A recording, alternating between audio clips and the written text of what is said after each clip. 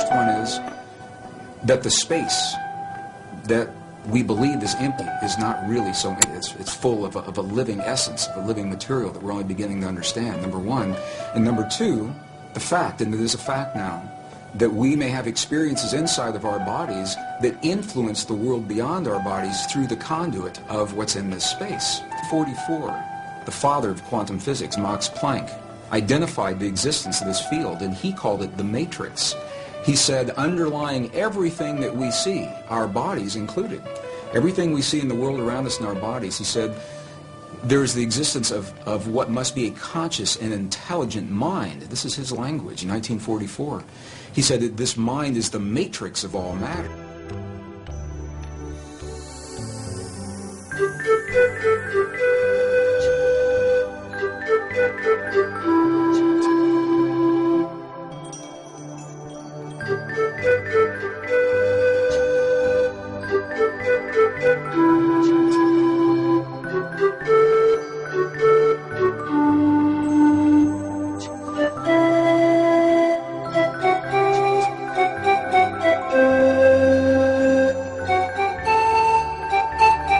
So what we know is this, is that we have the opportunity to influence that field in ways now that we're only beginning to understand. It's done through the human heart. It's not a thinking process. Thoughts are important. The ancients made a distinction between thoughts and feelings and emotions.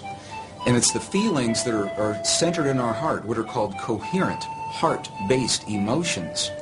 We know that when we feel a feeling of love, compassion, understanding, forgiveness, when we change the self-esteem, that there's an effect from that it changes the electrical and the magnetic fields in our heart, and that those fields literally change the stuff that our world is made of around our bodies. Our hearts are the strongest magnetic field in our bodies.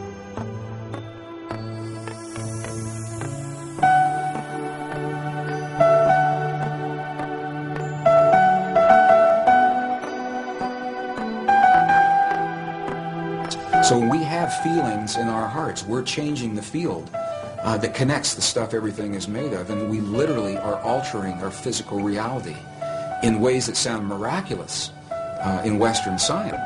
You go to these ancient and indigenous traditions and cultures, it's where they begin. They begin with the understanding, sure, everything's connected, and sure, we're part of it. And then they take us one step further, and they say, here, I'll show you.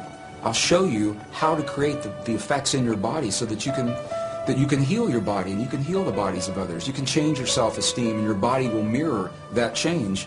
It doesn't have to be a long, slow, drawn-out process. It can happen very, very quickly. It can happen in a matter of minutes.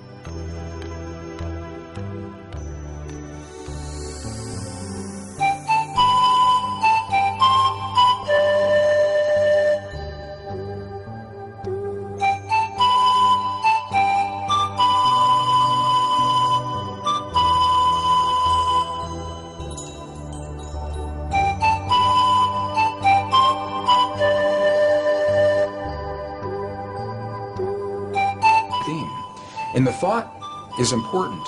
The ancients are very clear about this in the Sanskrit text. They tell us that the thought is the image of the quantum possibility.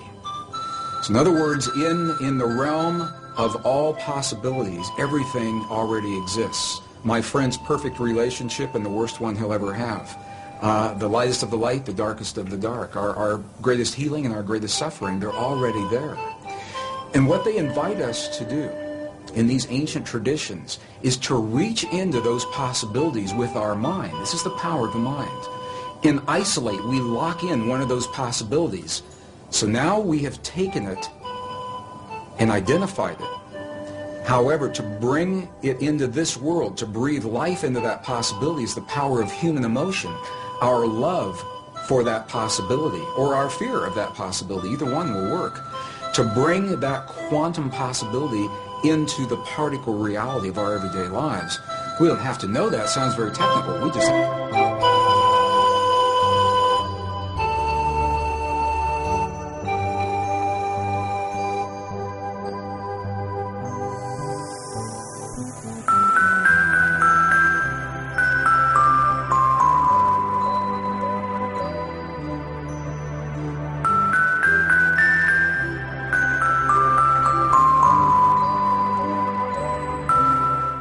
identify three separate yet related experiences that we all have in our bodies, and they literally call them thought, feeling, and emotions.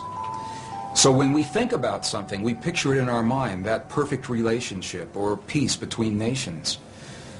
But we can only invite it into our lives when we breathe the power of emotion into that thought. The emotion comes from the lower three of those creative centers in our bodies. So when we breathe the power of emotion into our thought, we imbue that thought with life. And those two energies meet in the one center that is not accounted for yet in our model. It's in our heart, or what scientists call the 7-layer liquid crystal oscillator in the center of our chest. But we'll just call it our heart, because that's what it does. Our heart is creating electrical and magnetic waves that are influencing the world around us based on what we think and the emotion that we breathe into those thoughts to create the feeling. So now we've just defined feeling. Feeling, by definition, from the Sanskrit tradition, is the union of thought and emotion. It creates the feeling. Now what makes this really interesting is that those traditions say we are capable of only two primary emotions: love and whatever we feel the opposite of love is. And when you get really deep into the teachings, there are two aspects of the same thing. But what they say is when we have our thought, we are either breathing the love of that thought or our fear of that thought to create the feeling. And the feeling then becomes sadness or joy or compassion or anger. Those are not emotions, those are feelings. Now for some people they say, well, you know, you're nitpicking. What difference could it make? And these are the subtle differences between these ancient ways of viewing this inner technology. It's literally a technology, because we can have the same thought or the same affirmation and imbue it with a different emotion and have completely different feelings and create a different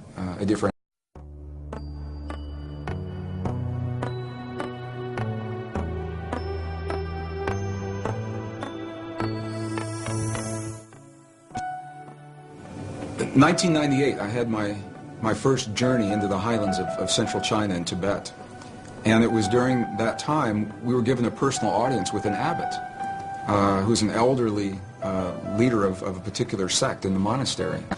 And it was this man. I asked the question that I asked every monk, every nun, I asked the shaman in Peru and Bolivia, but I had the clearest response from this man.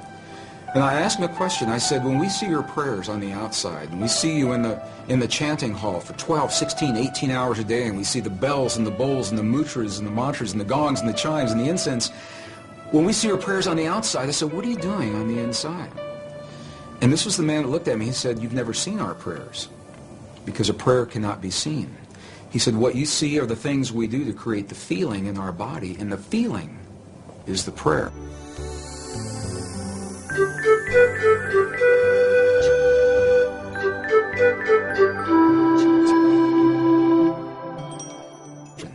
Our prayers, our affirmations, our beliefs are a language. And when they're spoken through the language of the heart, they have a direct, powerful, and immediate impact on our bodies and the world of emotion. And feeling and belief is literally a language. It's a non-verbal language that this field recognizes and understands. And the field works in what we call real time. It doesn't know about a few minutes from now. So if you say in your affirmation, 20 minutes from now, I'd like for my perfect mate to manifest for me now, it doesn't know about 20 minutes from now. It is a real-time application. And this is why the key, and this is what the ancients say, and this is what the monks and the nuns tell us real-time today. They say to be very specific about what it is that we're choosing to have in our lives, because what we're doing, and it helps if we understand this, what we're doing is in the world of quantum possibility, in the soup, the nebulous soup of all possibilities, what we're doing is we're isolating, we're locking one into place. And if we're not specific about what that possibility is, then how can the field be specific about what it is that